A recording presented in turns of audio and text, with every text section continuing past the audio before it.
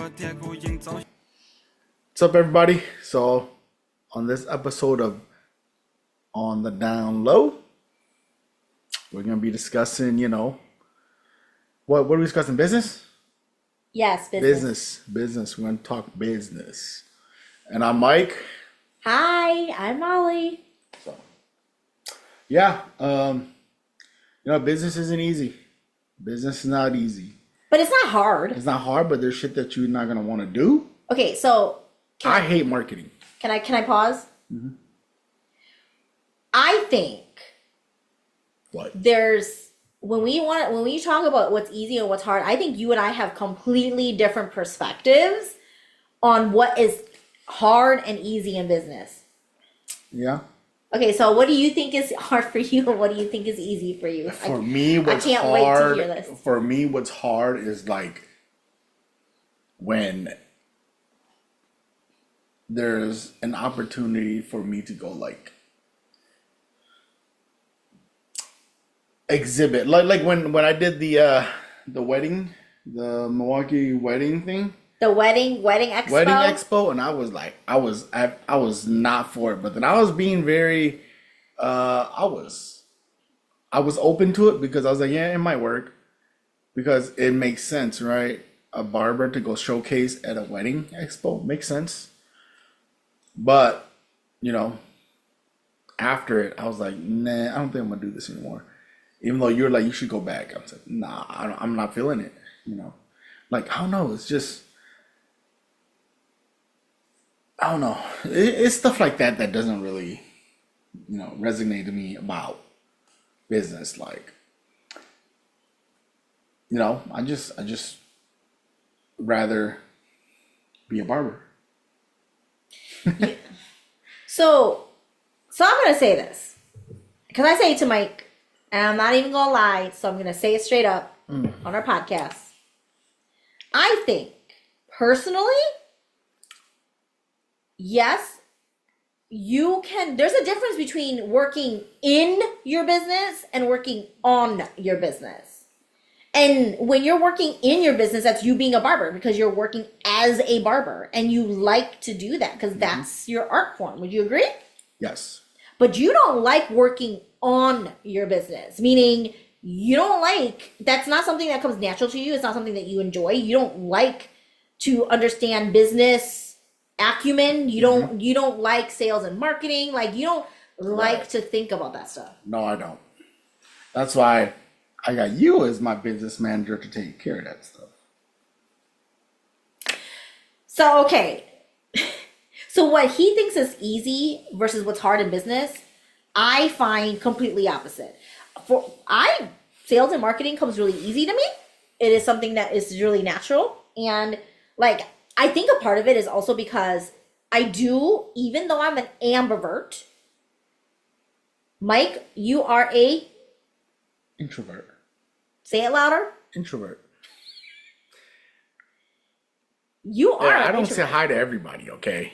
But like that's sales. Like how do you get sales if you don't want to go and talk to people? I get it. But like I'm just not good at that. Or I'm just not the type of person that's go and start smiling at everybody and be like, yo, what's up, man? Like, yo, man, like your haircut's fucked up, man. You should come see me. Why would you say that? Dude, I look at everybody's fucking haircut everywhere I go. You do that, but then you don't turn it into an opportunity, though. I'm like, damn, this dude got a fucked up ass haircut. Holy fuck, where did he go? But it's all good.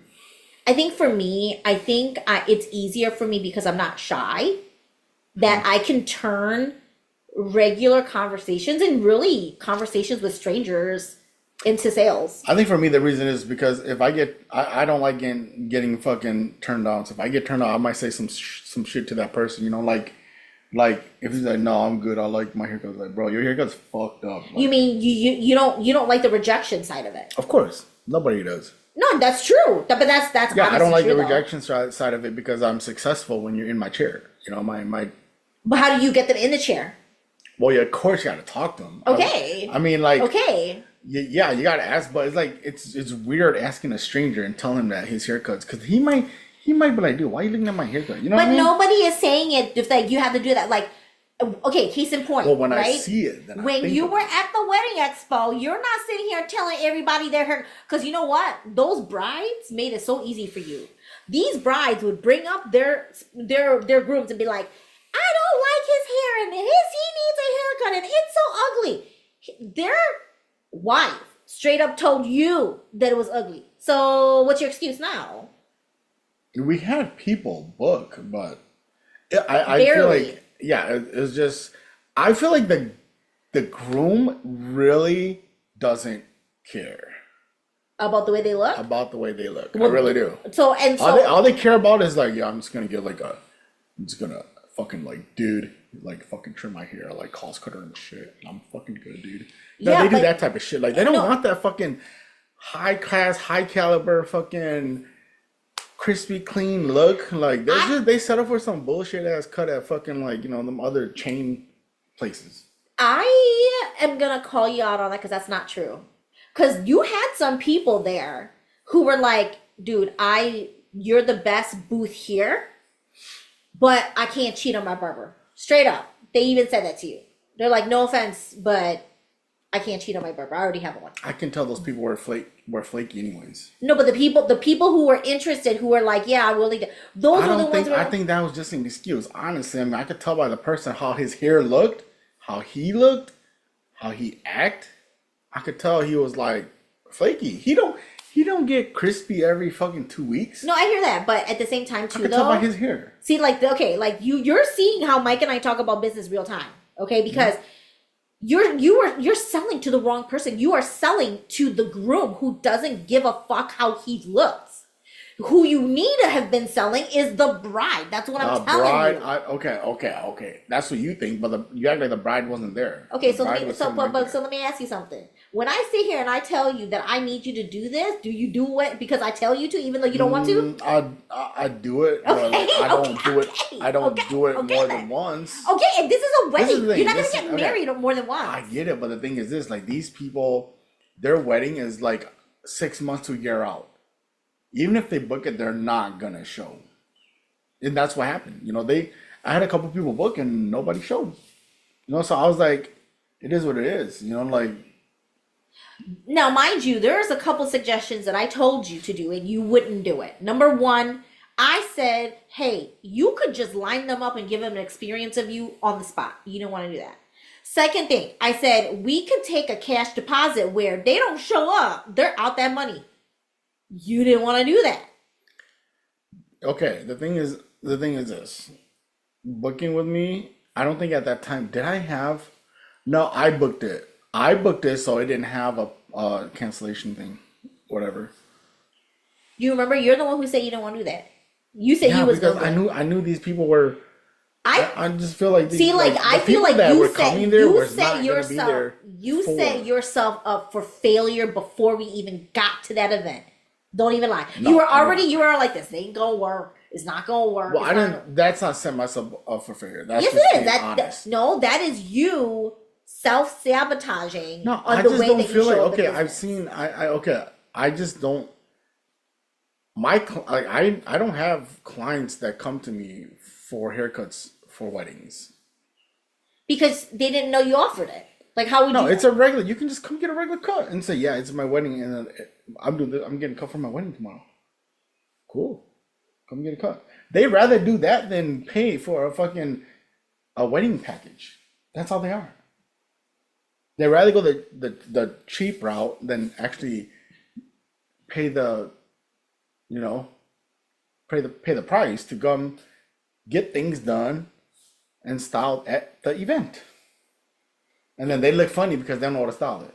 So here's the problem, okay? You and I can hash this out all day, every day. The difference between how I run my business and the way that Mike runs his business is completely different. And the reason why I think a lot of people are interested in hearing our business story is because I don't make decisions in your business for you, and you sure as hell don't make decisions up in my business for me. There's support both ways, definitely. Yeah. But at the end of the day, I make the business for my business, and she makes the business. You mean decisions? Decision for hers. Yes. But I'll be honest. As a person who my strength is business, sales, and marketing, when your husband don't want to listen to you because you know what you're doing, but he don't want to listen, every idea you give to him and every solution you offer is like, it ain't gonna work, it ain't gonna, this ain't what it is. It gets frustrating. So you just kind of like, okay, fine.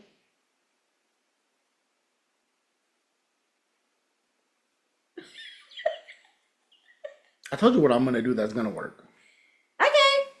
Okay. So let me just shift the conversation because all you guys are doing is watching us bicker. That's all. That's all. Okay. Here's the thing. Okay. I feel like do you feel like we meet a lot of business owners that are Hmong? No. I mean, no. I don't really meet any Hmong business owners. No. Well, and here's the other thing, okay? I feel like when I do come across a Hmong business owner, usually I feel like you and I are like the most uncommon type of Hmong business owner, wouldn't you say? Yeah. Like most of the Hmong entrepreneurs that we come across are like life insurance agents, financial advisors, real estate agents or realtors, people who do sa. Does that count as a real business? People who do sa. Certain people. What else am I missing on this? Like, and of course, I love that a lot of our Hmong community does like farmers markets and stuff, right? Like, that's what we come across. Oh, I'm finding a lot more like Hmong, especially Hmong sisters like Yona that do like Hmong arts and crafts, or they do like jewelry, or like Hmong and stuff like that, right? But I wish that we had more Hmong entrepreneurs that were outside of that traditional scope of entrepreneurs. Why do you think that is? Why do you think that there isn't a lot of other types of business owners? Because one person sees another person do it and then they want to do it too. I don't think it's necessarily wrong. No, it's not wrong. I'm just saying that's how it goes. That's like, I don't know. I think a lot of Hmong people are like that. Like they see, oh yeah, this person went and did, they're successful. Oh yeah, I'm gonna go give it a shot. And then that's just how it goes. And then it gets oversaturated with everything. And then it just becomes, It's almost like, when you were saying that, it's almost as if like Hmong people in our Hmong community have our own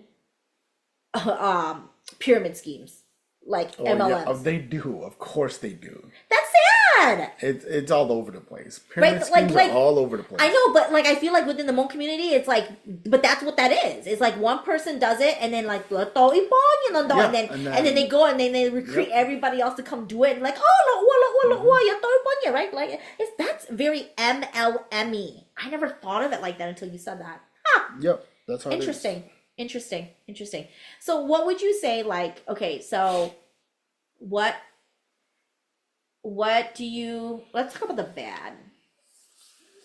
Because we, of course, we can always talk about the good, but what's the challenges about being in business and being married to somebody like me, who also is in business? The challenge is, I mean, it's an everyday thing. It's an everyday challenge, Like what?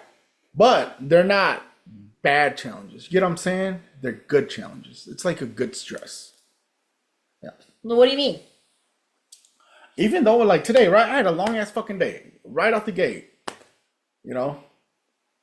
Back to back. I didn't get eaten till 4. And for me, 4 is tough. That's a long time before I had lunch. 4 p.m. Well, as somebody who you've already shared on the podcast who took double lunches. No, that's triple lunches right there. Okay, what was I? We're talking about what's hard? What's so hard about it? You said there's challenges, it's stressful. The hard thing is that, like, you don't really have much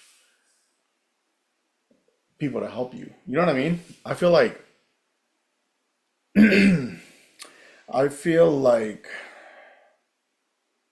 do I put this? I don't know. I feel like finding, just finding ways to like, you know, find new things or, like come up with new ideas, things like that, finding networking events where it aligns to what, you know, what you're looking for, what your business is moving forward towards. Things like that is hard. I'm gonna be real. I'm For gonna be me, it's super hard. real. I'm gonna be a super real, and then I'm sure you're probably gonna piggyback on this, which is fine. These are the things that I think Mike and I, we stress isn't the right word because it's not that we're necessarily stressed. I think there's pressure, right? Yeah, like your back's Yeah, against the wall. yeah, Like yeah. you have no option Yeah. to make it work. Yeah, And because we don't have a safety net, right? time, yeah, like your time frame. Right, like it's it not happens real quick. It's not like Mike and I have another job that we go and we work. Mike doesn't go back and work at a production plant, and I don't go back and work in HR as our 9 to 5. He don't go and work first shift, and I don't go work in HR, and then all of a sudden we're just doing our business for fun.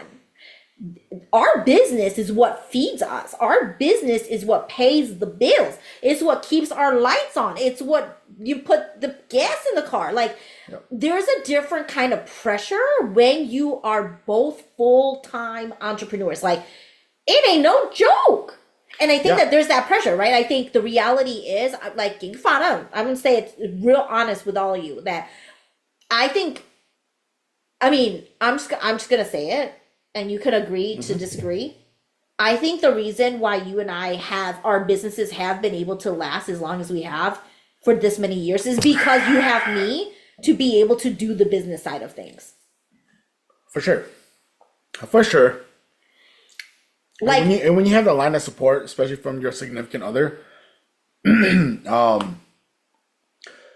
it's even, it takes off, it feels like it takes, taking that part away from me it's big, because it's easy for her. It's easy for like that's what she do. That's what she's really good at. Like networking, right? And closing sales and doing taxes and like that. having our books in order. Like, I'm just a very organized person. It's amazing what you're able to do when the pressure's on and your back's against the wall and you have to make it work. Trust me. The things that you're gonna figure out about yourself, the things that you can do to close gaps and to provide for your family. Interesting. Like, I think, and this is a really good conversation to kind of also include into this topic, is you and I were Christians before, but when you want to talk about God providing and showing up in miraculous ways, you don't know miracles until you go full-time into business. Come on. Yep. Would you agree with that? Yep. Like, every time when we think it's like, God's got us every single time. How much is this field trip? Yeah. Oh, Right, like, for example, like Madden's going to his 8th grade Washington D.C. trip, and that was roughly about $1,500, right?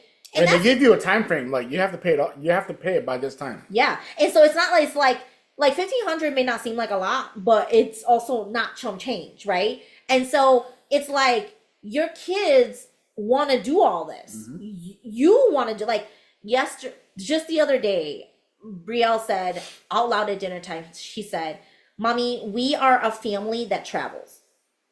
And it's true. We like taking our kids on vacation. We are a vacation family, I think is what she said. Yes. And it's true. We love going on vacation. That's like what it is. I was just joking around with my mom the other day, and I said, my kids will never have perfect attendance in school because we take them out to experience life and stuff. Now, it's not to a point where it's like their grades slip, because you guys know how much we care about that. But yeah, my kids learn so much more when we go on vacation than if they were sitting here being bored to death at school, right? So full circle, there are things about entrepreneurship that I feel like God shows up so much louder and stronger because we are in business. Like, you don't know your faith until you start your own business, and that is to provide for your family. Yes, very true. Right? Mm-hmm. Yeah. Because at the end of the day, that is what it is. And I like, one thing I say to my clients all the time is, if you decide that you want to test out being in business, you have to be comfortable with putting in the work today and knowing that you're not going to get paid today either. Yep. That you're going to get paid down the line. And for those of you who are used to getting that every 2-week paycheck, it'll be a rude awakening. Yeah, right? And so that's that, you know, I think this is a really good last topic for us to talk about for entrepreneurship too. That's the reason why I feel like for us, being first generation, where our parents were not in business, they never ran a business, really was a rude awakening for us to learn as fast as we could. And we're still learning how to do business. Mm-hmm. But that also impacts the way that we parent our kids, right? Like, I feel like us being in business changed the way that we parent our kids. Yes. A lot. Is there one particular thing that stands out for you when you think about what's changed? You know, like, honestly, to make, okay, like the hustler mentality, right? That's the one thing that I tell my kids: you can make unlimited money by yourself. All right? You work for a company, you're gonna be capped off. This is how much you make a year, and that's it. You'd be lucky if you get a 2% raise. You'd be lucky if you get a Christmas bonus. Yeah, make something out of nothing. And in today's economy, you'd be lucky if you weren't laid off. Yep. At this point, you know? You gotta out hustle everybody. Yeah. You gotta out hustle everybody. Well, I say this to Mike all the time. Anytime he's like dragging on his profits and stuff, I'm like, how you gonna let a crackhead out hustle you today? Cause that crack is some real deal. But honestly, though, that's the mindset that you need to have when you're in business. Like, if a crackhead can always find some way to get his money, to get his crack, how on God's name couldn't we do that? Yep, exactly. But you know, the crazy thing is too, we talk about this all the time. Mm-hmm. Your hustler mindset back in the day don't translate into your business. And I don't know why. Because I don't know why. Because okay, when you run it's probably because it was illegal what I was doing back then to now I'm being legal. So but how is that any different? Illegal, like, you're still using the same brain. Yeah, but then like selling haircuts is different from selling other things. Okay. People get addicted to other things like that. Okay, so let me just call this out. Okay, I think here's the thing, right? Like, when you think about the way that you were able to flip cars back in the day, you had that shit chopped down, flipped, and cash in your pocket in a matter of hours before the sun came up. Am I right? Yeah. Why can't you do that for your business? I mean, it's the same mindset. I know, I get that, but then like the demand and the service is totally different. That's how I see it. I feel like the demand is not how it used to be. You know, and like I think a lot of it is the economy too. Like people won't spend the money no more.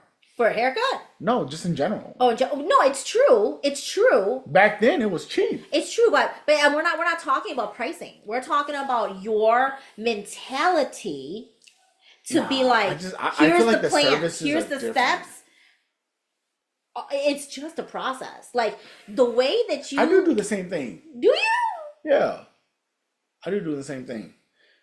It's the same thing. Okay. with different results? No, I mean, like, I think barbering makes more money than that. It's just that was fast cash. True. But fast cash goes away fast. That is true. You're right. And what we want to do is we want to build sustainable businesses, right? So no, I'll give you that. I'll give you that. I give you that. Steady flowing, not just a one-time hit. I give you that for sure. And again, it's like that pipelining, right? Because it's not like you're always gonna like, you know. But even in business, you have the highs and the lows. The same thing. Like that's how my business is. Like when Mike knows when I make good money, it's good money, and it usually comes all at once. Wouldn't you say? Yep. For me, and then it tapers off, you know, and then again we got a nice big bunch of money and revenue that comes in, and then it tapers off. So I guess in my business, my business would be more fast money than yours would. Yours is a little bit more steady. Yours is a little bit more like you know, I suppose. Yeah. Anywho, I hope that you guys enjoyed watching us bicker. And I hope that you guys learned a couple things about entrepreneurship or things that really caught your attention.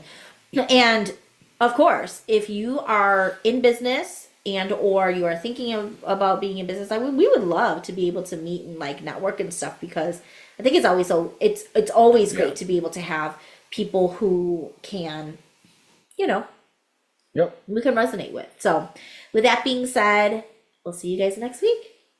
Bye.